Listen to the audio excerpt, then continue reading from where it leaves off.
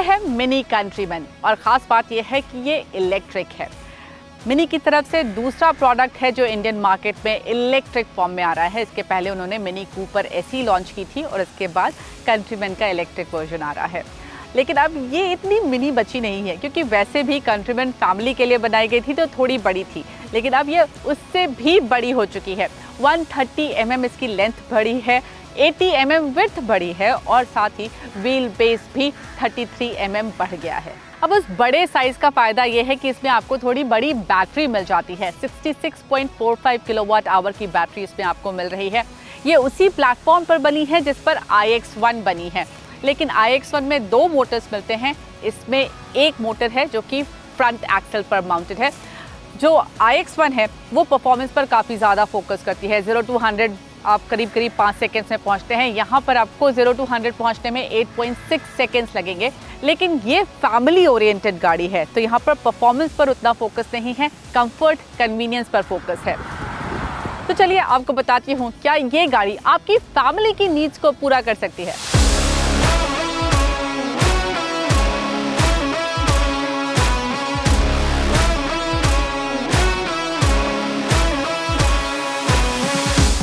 अब मिनी है तो क्वर्कीनेस तो गारंटीड है। इसके लुक्स भी थोड़े क्वर्की हैं और इंटीरियर्स पे भी आपको काफ़ी सारे क्वर्की एलिमेंट्स मिल जाएंगे। लेकिन पहले लुक्स की बात करते हैं तो ऑक्टागोनल ग्रिल आपको मिलता है और उसके बीच में जो आपको पैच दिखाई दे रहा है वो आपको लगेगा कि चार्जिंग पॉइंट है, but actually charging point side में दिया गया है। ये जो है वो है एडास सेंसर। इसके अलावा बहुत ही इंटरेस्टिंग लुकिंग DRLs आपको मिल जाते हैं।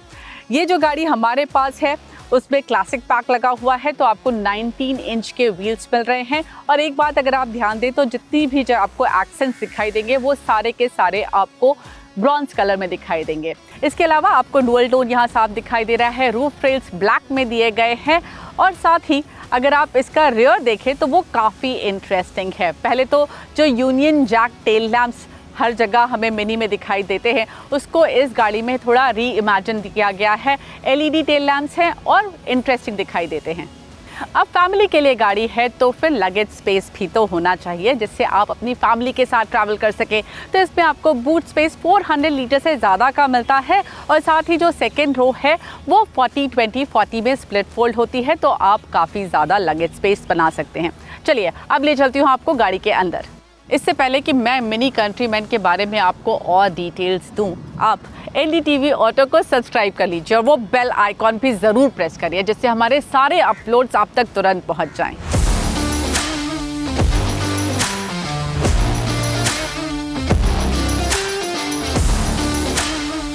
क्वर्कीनेस गाड़ी के इंटीरियर्स में भी आपको मिल जाती है।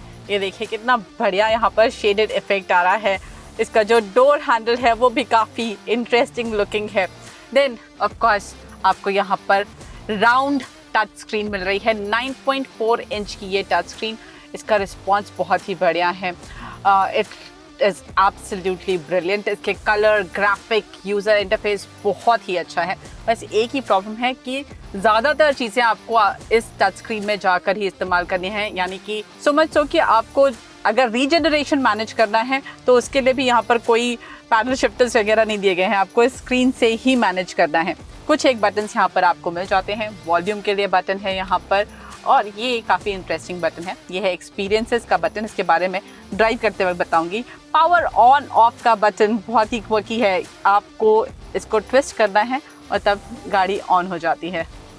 Then you have your drive selector यहाँ पर ही दिया गया है और मुझे लगता है इसके यूज़ जो होने में थोड़ा सा वक्त लग सकता है।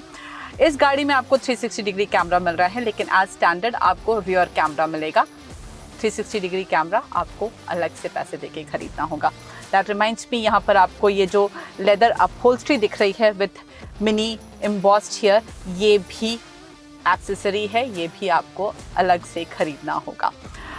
अब ये जो इसका डैशबोर्ड है बहुत ही इंटरेस्टिंग है। यहाँ पर आप देख सकते हैं ये टेक्सचर्ड मटेरियल का इस्तेमाल किया गया है। ये देखने में तो बहुत अच्छा लग रहा है, लेकिन it's not very nice to touch. थोड़ा सा खुरदुरा पता चलता है हाथों को और मुझे लगता है ये गंदा होगा और इसमें धूल जो है वो बैठ जाएगी। वैक्यूम करवाना पड़ेगा इसको साफ़ करने के लिए, लेकिन अगर आप 55 लाख के आसपास खर्च कर रहे हैं तो शायद आप वैक्यूम ज़रूर अफोर्ड कर सकते हैं। अब दूसरी शिकायत मेरी है इस जो वेंट कंट्रोल से, ये बहुत ही फ्लिमजी पता चलता है। देखने में तो काफ़ी अच्छा है और इसका जो मूवमेंट है वो भी अच्छा है, लेकिन थोड़ा सा इसका जो फील है वो थोड़ा सा फ्लिमजी पता चल रहा है। बट आपको एक बड़ा पैनोरामिक सनरूफ यहाँ पर ज़रूर मिल रहा है और वो लोगों को ज़रूर पसंद आएगा, स्पेशली आपकी फैमिली को डेफिनेटली पसंद आएगा। एक और इंटरेस्टिंग चीज़ दिखाती हूँ जो कि ये इस्टेब्लिश करने के लिए कि ये एक फैमिली गाड़ी है काफ़ी है, और वो है ये फिश आई कैमरा। आप इस फिश आई कैमरे से गाड़ी के अंदर के ऑक्यूपेंट्स की पिक्चर्स ले सकते हैं, वीडियोस भी बना सकते हैं। I think it's very cool. अब सामान रखने के लिए कितनी जगह मिल रही है इसके बारे में बात कर लेते हैं। तो यहाँ पर आपको 2 कप होल्डर्स मिल रहे हैं, यहाँ पर एक छोटा सा बॉक्स दिया गया है जहाँ पर आपको ये डिजिटल की दिखा देती हूँ। इसके अलावा थोड़ी सी जगह यहाँ पर है, आर्मरेस्ट के नीचे कोई जगह नहीं है। जो ग्लव बॉक्स है उसका साइज़ ठीक है, डिसेंट साइज़ का ग्लव बॉक्स है, लेकिन डोर में जो पॉकेट बना हुआ है उस पर बहुत ज़्यादा सामान नहीं आएगा। इनफैक्ट अगर आप बड़ी बॉटल रखना चाहते हैं तो वो भी आपको थोड़ा सा परेशान करेगा क्योंकि बहुत बड़ी बॉटल्स में नहीं आ रही है। चार्जिंग के लिए आपको यहाँ पर वायरलेस चार्जिंग पैड दिया गया है, मोबाइल आप यहाँ नीचे भी रख सकते हैं, और साथ ही यहाँ पर आपको सी टाइप के 2 पॉइंट्स दिए गए हैं चार्जिंग के लिए, और एक 12 वोल्ट का पॉइंट भी है आपके मोबाइल फ़ोन चार्जिंग के लिए। चलिए अब ले चलती हूँ आपको सेकेंड रो पर। सेकेंड रो पर आपको iX1 की याद आ जाती है क्योंकि उतना ही स्पेस आपको यहाँ पर मिल रहा है। ठीक ठाक सा यहाँ पर आपको लेग रूम मिल जाता है। ये सीट वहीं पर है जहाँ पर मैं ड्राइव कर रही थी, और उसके बाद यहाँ पर ओके स्पेस है, पैर आगे फैला सकती हूँ। थाई सपोर्ट बहुत बढ़िया नहीं है, लेकिन ये गाड़ी उन लोगों के लिए है जहाँ पर 2 एडल्ट्स और 2 बच्चे हैं, और बच्चों के लिए ये सीट ठीक है। फीचर्स की बात करूँ तो यहाँ पर आपको AC वेंट्स मिल जाते हैं, साथ ही यहाँ पर 2 चार्जिंग पॉइंट्स दिए गए हैं। सामान रखने के लिए यहाँ पर आपको सीट पॉकेट में थोड़ी सी जगह मिलती है, और रियर डोर में भी सामान रखने के लिए जगह है, लेकिन बहुत ज़्यादा जगह नहीं है।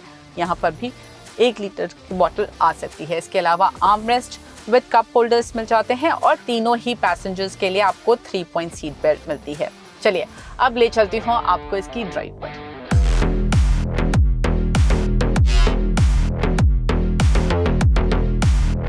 मिनी कंट्रीमैन की ड्राइविंग सीट पर बैठकर आपको वो प्रॉपर SUV वाली फील तो नहीं आती, लेकिन बहुत लो भी आप नहीं बैठते हो और आपको सामने बोनट दिखाई दे रहा होता है, जिसकी वजह से वो जो एक फील होती है वो थोड़ी सी इम्प्रूव हो जाती है। इस गाड़ी में हेड अप डिस्प्ले लगा हुआ है, लेकिन हेड अप डिस्प्ले ऑप्शनल है, आपको अगेन उसके लिए एक्स्ट्रा पेमेंट करनी होगी। फ्रंट 2 सीट्स इलेक्ट्रिकली एडजस्टेबल हैं, और ड्राइवर सीट पे मेमोरी फंक्शन भी है, और इनमें आपको मसाजिंग फंक्शन भी मिलता है, लेकिन मसाज की इंटेंसिटी आप नहीं बदल सकते। 2 ऑप्शन है मसाजिंग के, वो आप चुन सकते हैं। मुझे इसका स्टीयरिंग बहुत पसंद आया, छोटा स्टीयरिंग है, और वो जो गो कार्ट वाली फीलिंग आपको चाहिए मिनी में, वो इस स्टीयरिंग में थोड़ी सी मिल जाती है। इसका रिस्पॉन्स भी काफ़ी बढ़िया है। स्लो स्पीड्स पर लाइट रहता है, और जैसे ही आप स्पीड पकड़ते हैं थोड़ा सा इस पर वेट बढ़ता है। इस गाड़ी में काफ़ी कुछ ऐसा इंटरेस्टिंग है जो कि यंग लोगों को बहुत पसंद आएगा। फॉर एग्जांपल इसमें एक लेट्स गो पार्टी एक बटन है जिसको आप प्रेस करते हैं तो यहाँ पर एनिमेशन के साथ फंकी म्यूजिक बजता है। इट्स इंटरेस्टिंग, बच्चों को ज़रूर पसंद आएगा। Now on to some serious stuff. इसमें आपको 66.45 किलोवाट आवर की बैटरी मिलती है। क्लेम्ड रेंज करीब 460 किलोमीटर्स की है, तो आप रियल वर्ल्ड में ये इमेजिन कर सकते हैं कि आपको 380 के आसपास की रेंज मिल जानी चाहिए, जो कि बहुत अच्छा फिगर तो नहीं है लेकिन ख़राब भी नहीं है। और अगर आप मिनी कूपर एसी से कंपेयर करें तो बहुत ही अच्छा है। जैसा मैंने बताया, आपको एक ही मोटर है, फ्रंट एक्सल पर लगी हुई है। 204 HP की आपको पावर मिल जाती है और 250 Nm का टॉर्क, और 3 मोड्स मिलते हैं। ये जो एक्सपीरियंसेस हैं इनसे आप ड्राइव मोड सेलेक्ट करते हैं। यहाँ पर ये टॉगल स्विच दिया गया है, और इसमें जो ड्राइव मोड्स का जो नाम है वो थोड़ा सा अलग तरीके से दिया गया है। तो पहले एक है गो कार्ट मोड, जिसको आप एक तरह से स्पोर्ट्स मोड समझ सकते हैं, जहाँ पर परफॉर्मेंस जो है, जो पावर डिलीवरी है वो बहुत तेज़ी से होती है और इसका जो रिस्पॉन्स है वो बहुत तेज़ बढ़ जाता है। लेकिन पावर आउटपुट में कोई बदलाव नहीं होता। तीनों ही मोड में आपको पावर उतनी ही मिलती है, लेकिन उसकी जो डिलीवरी है वो थोड़ी सी बदल जाती है। इसके अलावा आपको एक ग्रीन मोड भी मिलता है जो कि आप इको मोड की तरह से समझ सकते हैं।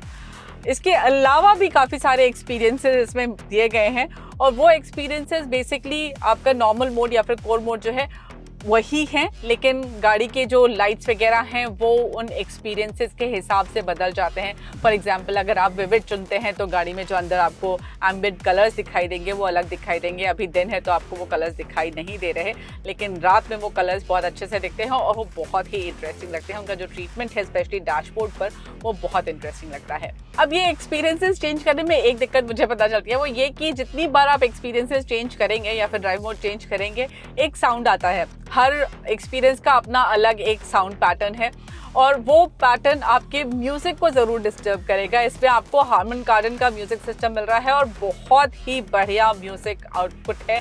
कानों को एकदम सुकून मिल जाता है उस म्यूज़िक को सुनकर। अब इसकी जो राइड क्वालिटी है वो मुझे बहुत बढ़िया लग रही है, स्पेशली क्योंकि ये फैमिली ओरिएंटेड गाड़ी है तो कंफर्ट पर ज़्यादा फोकस होना चाहिए और वही आपको इस गाड़ी में मिलता है। जो इसका सस्पेंशन है वो कंफर्ट ओरिएंटेड है, लेकिन ऐसा नहीं है कि गाड़ी में आपको बहुत ज़्यादा स्क्विशीनेस या फिर स्पॉन्जीनेस पता चलेगी। गाड़ी फिर भी फर्म रहती है, लेकिन जो कंफर्ट चाहिए आपको गाड़ी के अंदर वो मिल जाता है। इसमें आपको 202 mm का ग्राउंड क्लियरेंस मिल रहा है और जितने भी स्पीड ब्रेकर्स हमने क्रॉस किए हैं, जब मैंने सुबह शुरुआत की थी तो मुझे थोड़ा सा लग रहा था कि ये स्पीड ब्रेकर्स क्रॉस कर पाएगी कि नहीं, लेकिन हमने सुबह से लेकर काफ़ी देर शहर में ही चलाया है और सारे स्पीड ब्रेकर्स इसने बड़े आसानी से क्रॉस किए हैं।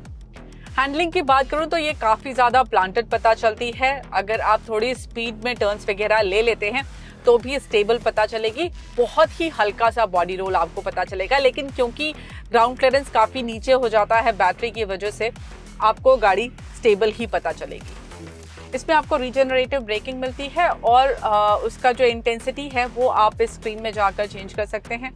और जब हाईएस्ट लेवल पर भी है, हम सुबह से हाईएस्ट लेवल पर चला रहे हैं इसको ज़्यादातर टाइम और बहुत ज़्यादा इनकन्वीनियंट नहीं है, झटका सा नहीं लगता, तो आप एक्चुअली उसको यूज़ कर सकते हैं।